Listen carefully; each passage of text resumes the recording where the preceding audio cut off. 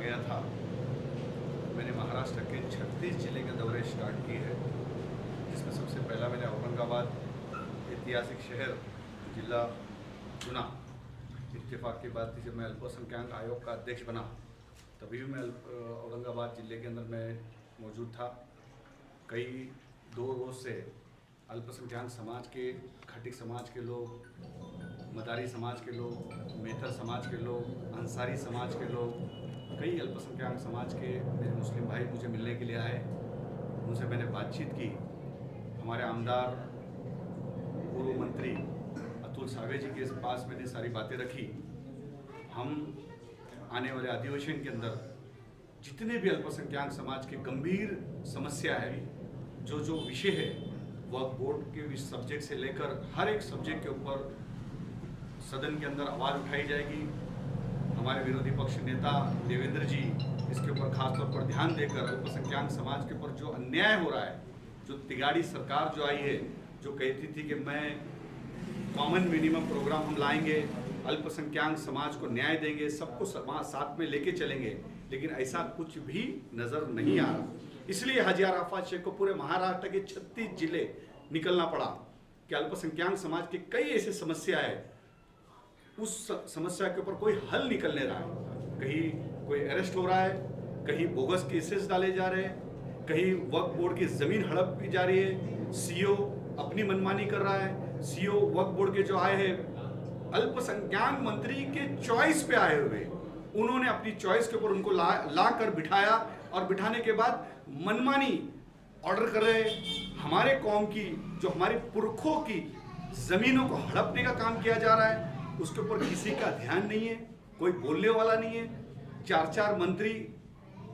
इस सरकार में है, आमदार है, मुसलमान आमदार सोए हुए हैं। मैं इतना ही जानता हूं कि जब सोए हुए जो लोग होते हैं उनको समझा सकते कि सोया हुआ है, लेकिन सोने का ढोंग करते, जागते हुए सोने का ढोंग करते, उनको नहीं समझाया जा सकता। उनको हिलाने का काम ये हाजी अराफात शेख करेगा। इंशाअल्लाह ताला ये दौरा महाराष्ट्र के मुसलमानों के हित में होगा, अल्पसंख्यक समाज के लोगों के हित में होगा। मुस्लिम समाज, बौद्ध समाज, क्रिश्चियन समाज, जैन समाज, सिख समाज की जो भी समस्या है सरकार तक पहुंचाने का, सरकार को हिलाने का, ये हाजी अराफात शेख काम करेगा। औरंगाबाद से शुरुआत हुई, इसके बाद पूरे महाराष्ट्र के 36 जिलों के अंदर आपको हाजी अराफात शेख मिलेगा। हर जिले के अंदर लोगों से जाके डोर टू डोर सरकार तक पहुंचाने का, सरकार को हिलाने का, ये हाजी अराफात शेख काम करेगा। औरंगाबाद से शुरुआत हुई, इसके बाद पूरे महाराष्ट्र के 36 जिलों के अंदर आपको हाजी अराफात शेख मिलेगा। हर जिले के अंदर लोगों से जाके डोर टू डोर लोगों की समस्या सुनने का काम करेगा। और देवेंद्र फडणवीस जी हो गए, आशीष शेलार जी हो गए, अतुल सावे जी हो गए, जितने भी हमारे आमदार इसके ऊपर आवाज़ सदन में उठाएंगे, हंगामा करेंगे और लोगों को न्याय देने का काम करेंगे और इस सरकार को हिला के रहेंगे। कुछ केंद्र सरकार के अंदर, आज राज्य सरकार हमारे हाथ में नहीं, लेकिन केंद्र हमारे पास में, तो केंद्र सरकार की कई योजना हमारे पास में है। मुख्तार अब्बास नकवी के हमारे पास फंड्स है, तो ऐसे जो योजना है वो समाज तक पहुंचना चाहिए। बहुत सारी फंड्स हम लोगों को पता ही नहीं है कि केंद्र सरकार के कितने कौन से फ़ायदे हमने लेना चाहिए, वो सारे फ़ायदे लोगों तक पहुंचना चाहिए, वो भी मैं लोगों तक बता रहा हूँ। तो ये सारा दौरा इस तरीके का था। कलेक्टर साहब से, आज औरंगाबाद के कलेक्टर साहब से मुलाकात की, उनसे पूरी बातें की।